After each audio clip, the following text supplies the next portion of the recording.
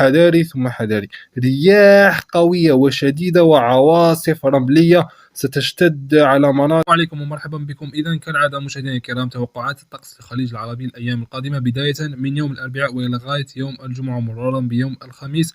إذا تغيرات مفاجئة في الوضعية الجوية تمس الخليج العربي من أمطار رعدية وكذلك هبوب رياح قوية، عواصف شديدة قادمة بحول الله تعالى، وكذلك موجة حر شديدة. تابعوا إلى النهاية لمعرفة كل التفاصيل. طبعا لن ننسى وضعية الملاحة والصيد البحري أخواتنا الصيادين. تنايط على صبيحة يوم الغد الأجواء تبقى مستقرة مؤقتا على مناطق الخليج العربي كالكويت، البحرين، قطر، الإمارات العربية المتحدة، عمان وكذلك المملكة العربية السعودية. نذهب لنرى وضعية الطقس مع منتصف نهار يوم الغد الأربعاء. إذن بداية تكون خلايا رعدية خاصة جنوب غرب المملكة العربية السعودية كمناطق أبها، واحتمال أيضا مناطق من مكة وكذلك خميس مشيط ونجران والباحة، وكذلك احتمال أن تمتد إلى غاية شمال غرب مكة قطرات من الأمطار المحلية والضعيفة. ستزداد غزارة هذه الأمطار خلال قادم الساعات. إذن مع أمسية يوم الغد إذن خلايا رعدية تبقى تتشكل خاصة جنوب غرب المملكة العربية السعودية بالمرتفعات كمناطق نجران، الخميس مشيط، الباحة،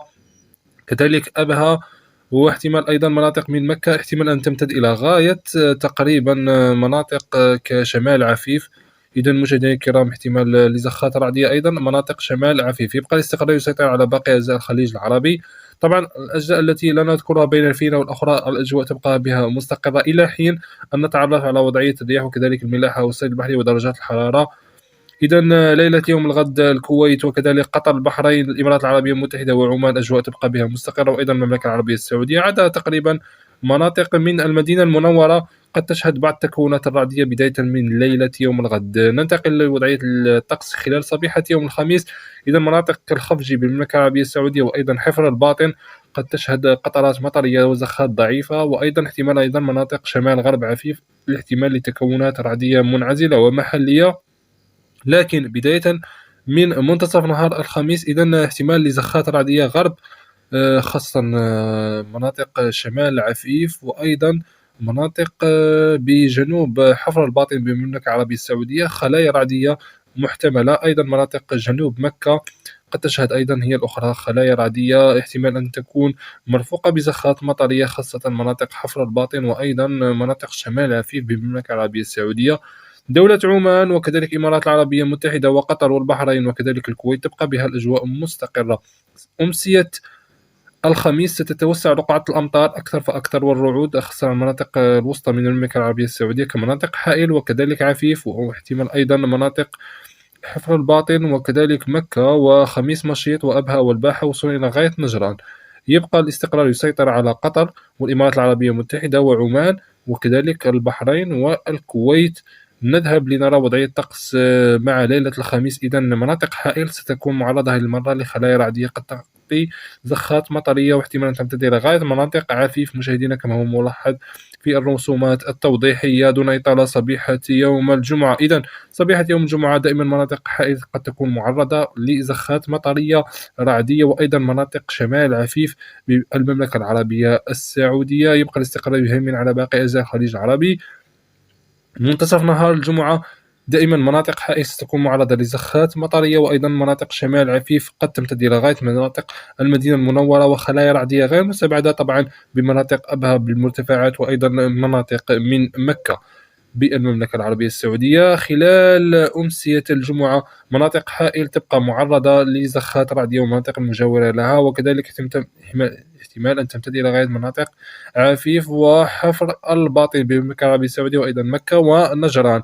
يبقى الاستقرار مسيطر على باقي أجزاء الخليج العربي كعمان، الإمارات العربية المتحدة وقطر والبحرين والكويت.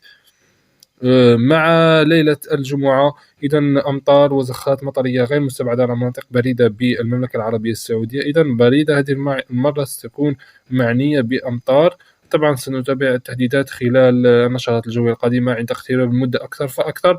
يبقى الاستقرار المسيطر على عمان، الإمارات وكذلك قطر والكويت والبحرين وباقي أجزاء المملكة العربية السعودية. ننتقل الآن لنرى وضعية الرياح بالنسبة ليوم الغد الأربعاء. إذن الرياح معتدلة على الإمارات وكذلك عمان وقطر والبحرين، معتدلة إلى قوية نوعا ما على دولة الكويت وأيضا شمال شرق المملكة العربية السعودية خاصة بمناطق الخفجي والسيفانية والمسلمية والرياض، وكذلك مناطق عفيف وأم الجماجم وقمران. إذا الرياح قد تشتد لتصل أو تقارب 50 كم في الساعة، لكن بمناطق خاصة مناطق شمال عفيف قد تقارب 60 كم في الساعة، وصولا إلى غاية تقريبا المدينة المنورة. احتمال تطاير الرمال بهذه المناطق سالفة الذكر. مع يوم الخميس إذا الرياح ستشتد أكثر فأكثر. إذا هذه المرة مناطق حائل ستكون معنية برياح قوية تقارب مشاهدينا الكرام 60 إلى 70 كم في الساعة، ورشح بقوة لتطاير الرمال يوم الخميس بمناطق حائل والمناطق المجاورة لها، وكذلك مناطق عفيف تقارب 50 كم في الساعة الرياح، والرياض وكذلك قمران وكذلك تقريبا ليلى وأم الجماجم وحفر الباطن، خاصة تقريبا شرق حفر الباطن نحو مناطق السفانية والمسلمية والجبيل. كذلك احتمال أن تمتد إلى غاية القيسومة ورفحاء، وكذلك احتمال مناطق من سكاكا. إذا جنوب عرعر كل هذه المناطق. إذا تتوسع رقعة الرياح مشاهدينا باختصار يوم الخميس خاصة المناطق الوسطى والشمالية الشرقية بالمملكة العربية السعودية، والأذن الوسط الشرقي وخاصة المناطق الوسطى. يبقى الرياح معتدلة على المناطق الأخرى من الخليج كعمان وكذلك الإمارات العربية المتحدة، قطر، البحرين والكويت تشتد نوعا ما، خاصة شمال الكويت بمناطق قصر. احتمال أيضا مناطق من هيماء بدولة عمان قد تقارب سرعة الرياح هناك 50 كم في الساعة. ننتقل الآن ليوم الجمعة. إذا مشاهدينا الكرام يوم الجمعة حذاري ثم حذاري، رياح قوية وشديدة وعواصف رملية ستشتد على مناطق خاصة مناطق عفيف. إذا عفيف معنية بالمملكة العربية السعودية برياح قوية، خاصة يوم الجمعة قد تصل أو تتجاوز 90 كم في الساعة. هذا يوم الجمعة، يوم الجمعة حذاري ثم حذاري بمناطق عفيف، رياح شديدة، وكذلك ستمتد إلى غاية تقريبا شمال غرب حائل، وكذلك مناطق سكاكا، وأيضا الرياض ستكون معنية برياح قوية، وقمران وليلى كلها ستكون معنية، وأيضا الجبيل ودولة قطر هذه المرة. هي المناطق كالشيحانية واللوسيل والمسيعيد والدخان والخور والريان والوكرة وأم حتى والرويس كلها ستكون معنية برياح قوية بدولة قطر برياح تقارب 50 كم في الساعة، تمتد إلى غاية دولة البحرين. إذا الرفاع والمنامة ودار كليب وعسكر وكل هذه المناطق ستكون معنية برياح قوية، احتمال تمتد إلى غاية شمال الكويت رياح قوية أيضا هناك 50 كم في الساعة. إذا هذا ما حددنا منه المشاهدين الكرام من خلال عنوان الفيديو. طقس عنيف سيميز خاصة مناطق من المملكة العربية السعودية يوم الجمعة.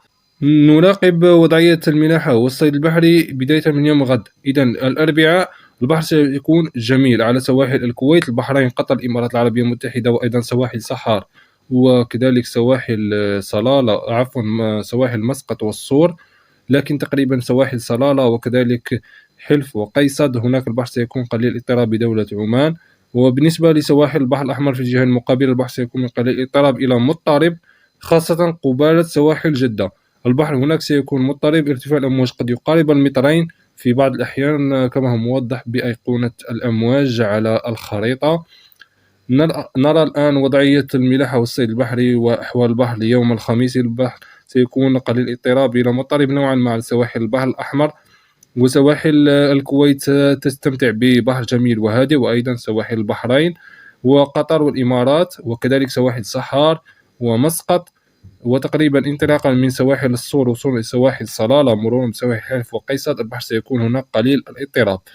يوم الجمعة إذا يوم الجمعة البحر سيميل إلى الاضطراب خاصة على سواحل الرويس ولوسيل بدولة قطر، واحتمال أن تمتد إلى هذه الأجواء والبحر المضطرب إلى غاية سواحل الجبيل والسيفانية والمسلمية بالمملكة العربية السعودية.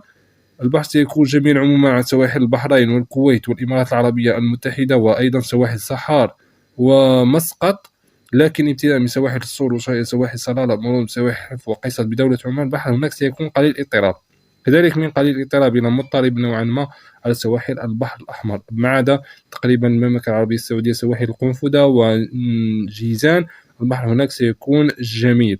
والآن أترككم مشاهدينا الكرام مع توقعات درجات الحرارة الأيام الثلاثة القادمة.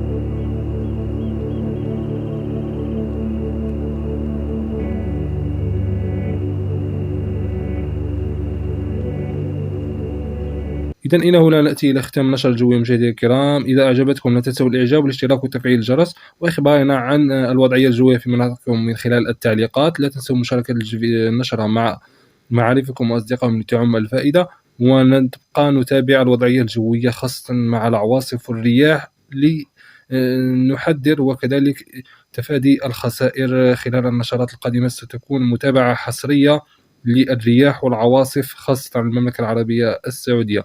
نلتقي في النشرات الجوية القادمة إن شاء الله.